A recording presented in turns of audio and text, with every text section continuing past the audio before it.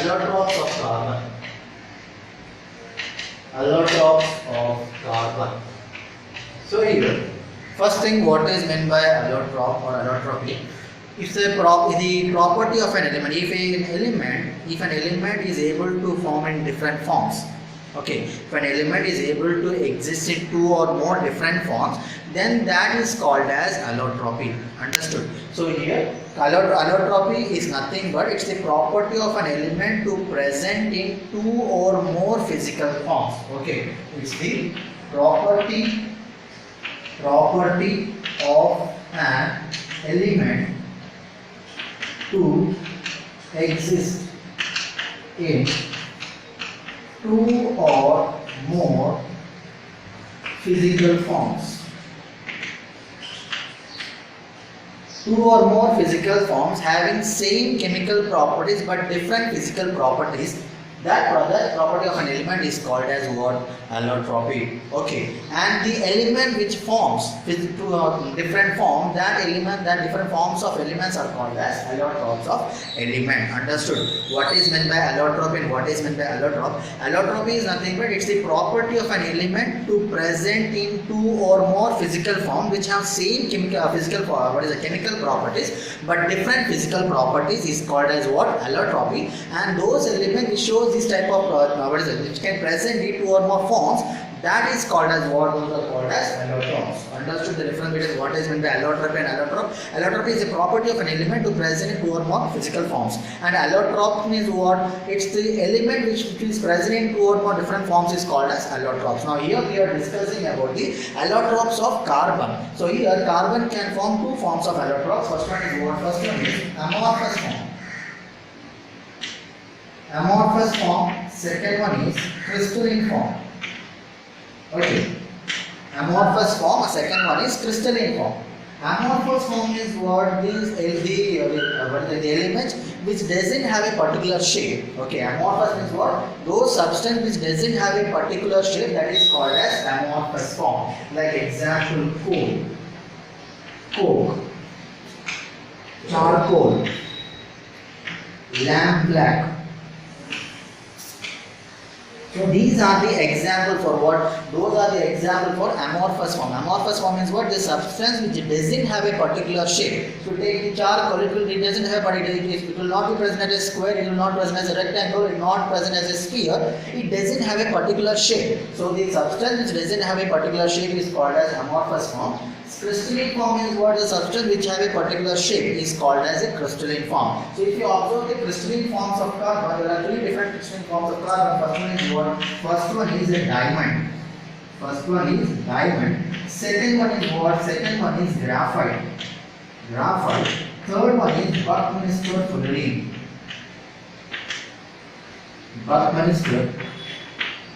fullerene. Okay. And fourth one we can take it as nanotubes. So these are the different crystalline forms of carbon, allotrope form of carbon.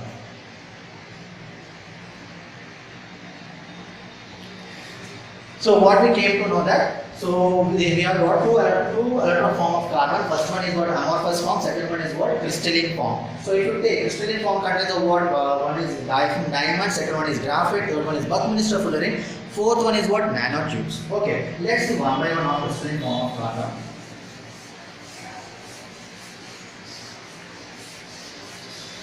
First one is what? First one is diamond. Okay, if you observe the carbon atom in the diamond, each carbon atom in the diamond will undergo sp3 hybridization. Each carbon atom in the diamond will undergo sp3 hybridization. Now here in the diamond, each carbon is attached to four other carbons. Okay, in the diamond, each carbon is attached to four other carbons. And what is the shape? As I said, sp3 means what sort of shape it will make? It will make tetrahedral shape. Tetrahedral shape means what? Each carbon is attached to four other carbons. In the same way, in this way, what is that? Carbon is making the bonding with the other atoms. Okay.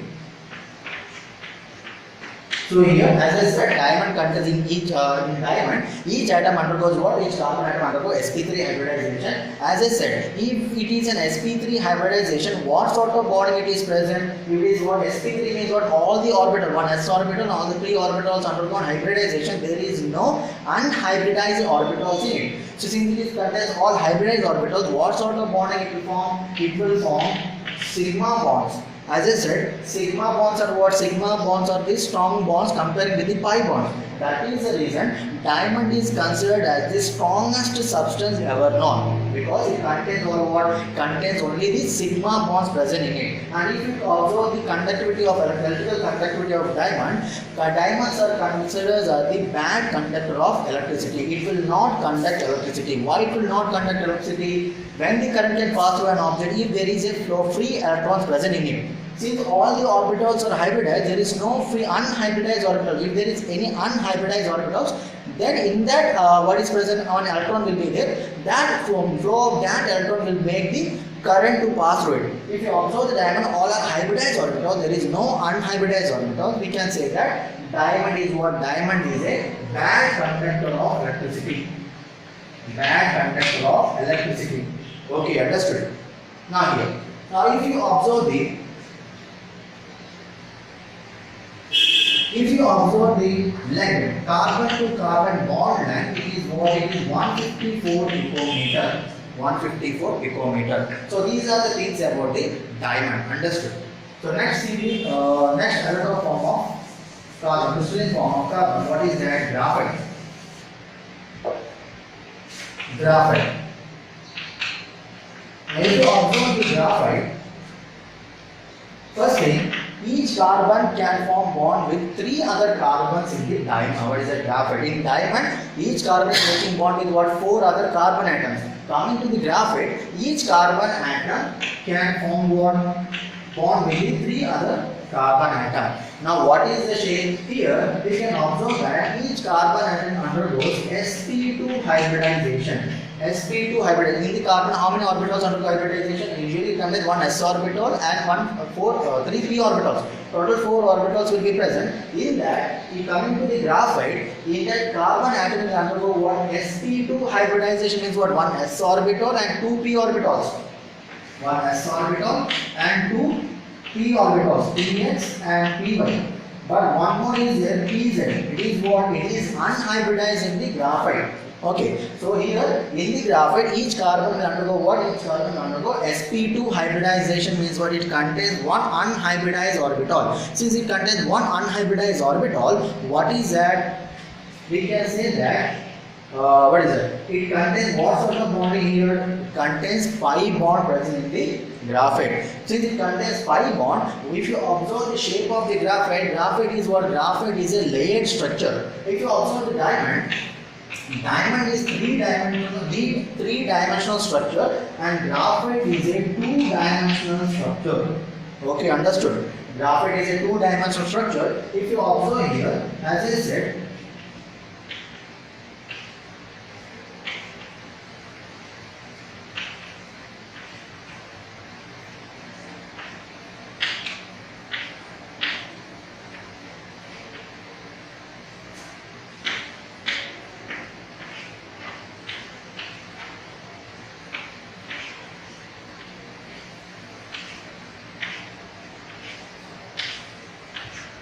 so in this way, graphite is connected with the, as I said, graphite is what? Graphite is a layered form of a structure. So here what I said, each carbon atom is connected to what? Each carbon atom is connected to 3 other carbon atoms in the graphite and it will undergo sp2 hybridization. So if you observe here, it contains sigma bonds and 1 pi bond present because it contains 1 unhybridized orbitals. Since it contains 1 pi bond present in it, what we can observe that this graphite, it is what? Layer to layer, we can observe a delocalized pi system. Delocalized pi electron system.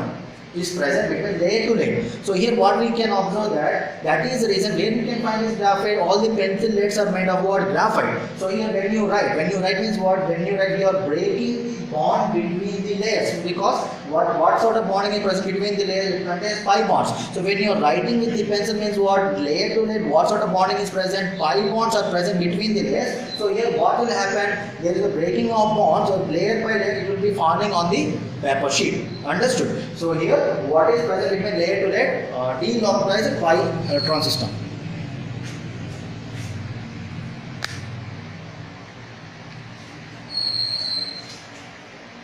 So here what we can say that since it contains one pi bond, one unhybridized orbital, so here there is one, what is that? Electron present in that unhybridized orbital. So there is a flow of electron. Since there is a flow of electron, what we can say that graphite is what? Graphite is a good conductor of electricity. Graphite is a good conductor of electricity. Yes.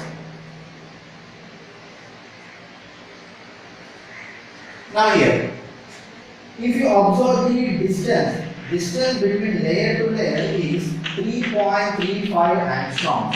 Is the distance between layer to layer of a graphite. Understood? Since it contains delocalized, what sort of force is present between the layer to layer? It is called as London dispersion force. London dispersion force.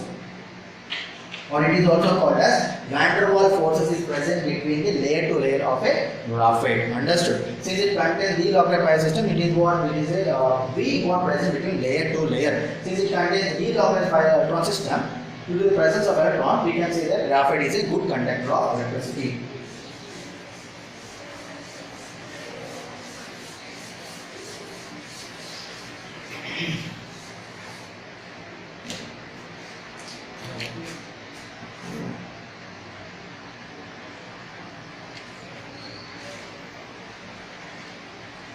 Next one is Buckminster fullerene. Buckminster fullerene. Okay. Now Buckminster fullerene is another electrocrystalline form of what? Molecular shape of what? A carbon compound, which is called as what? Buckminster fullerene. Now here Buckminster fullerene contains 60 carbon atoms attached together to form a soccer ball shape. It is spherical in shape, which contains what? 60 carbon atoms present in it. So who is here? The scientist who first made what this concept about 60 molecule is what? He is an architect. What is his name? His name was Richard Buckminster Fuller. Okay, he was the first scientist to investigate about this C60 molecule. Since he was the first scientist to investigate about C60 molecules, that is on his name they have given this structure as what? Buckminster fullerene. He is also called as what? He is also called as Bucky. That is the reason. What is the other name for this molecule? It is also called as buckyball. Buckyball. And if you observe here, it contains here also each carbon undergoes sp2 hybridization. We also continue to undergo sp2 hybridization. Now here, as I said, if you observe here, there are 12 pentagonal phases, and 20 hexagonal phases in this Buckminster fullerene. As I said, it's in the form of what? It's in the form of a football shape. So here in this, what you can say that is that you can find 12 pentagonal phases and 20 hexagonal phases. Okay, and each carbon undergo what sort of hybridization will undergo? sp2 hybridization. And one more thing, what we can observe that Buckminster fullerene is used in the medical purpose. It is used to treat certain bacteria as an antibiotic to treat certain bacteria. At the same time, it is also used to treat certain cancer cells called as melanoma. Okay, so Buckminster fullerene is also used to treat certain cancer cells called as what? Melanoma. So that is what Buckminster fullerene is also called as what? Buckyball. So Richard Buckminster Fuller is the first scientist to investigate about C60 molecule. That is why they have given that in the form its name to that molecule. It contains what? It contains 60 molecules in the form of a hollow sphere or in the form of a football. It contains 12 pentagonal phases and 20 hexagonal phases. Okay. And it is used to treat cancer cells called as melanoma. Last one is what? Vanity.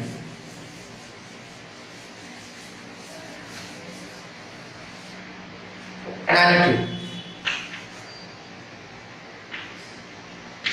Now here, nanotube is the person who discovered about this nanotube is what?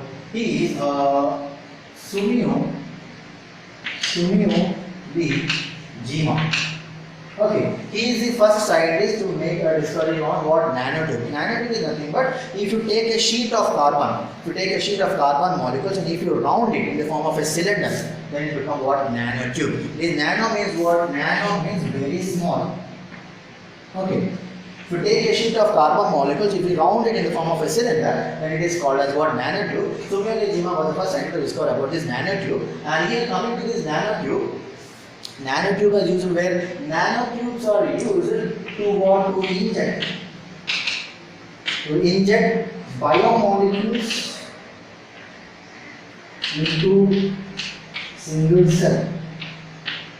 Okay. Now as I said, it is very small. What is the doctors will do? They first inject or they will fill this nanotube with what? Biomolecules. Biomolecules are all the nuclear proteins, all those things, and it will inject that biomolecule into the cell. All the molecules, whatever the nuclear molecules are present in that nanotube, with that nanotube will be inserted into the cell, and into that cell they will be injecting these biomolecules. And also this nanotube is also using what? All this technology, what? All of integrated circuits, they will be using these nanotubes. These are very small. Understood? So this is about all the allotropies of carbon. So we came to know that allotropes of we have got two types of carbon. One is what? Amorphous form. Second one is what? Crystalline form. Amorphous form is what? Substance which doesn't have a particular shape is called as amorphous form. Crystalline form is what? Substance which have a particular shape is called as a crystalline form. Coming to the crystalline form, we have got four types of carbon. One is what? Diamond, graphite, Buckminster fullerene, and nanotube. I hope everyone understood this today's concept. Thank you. Have a good day.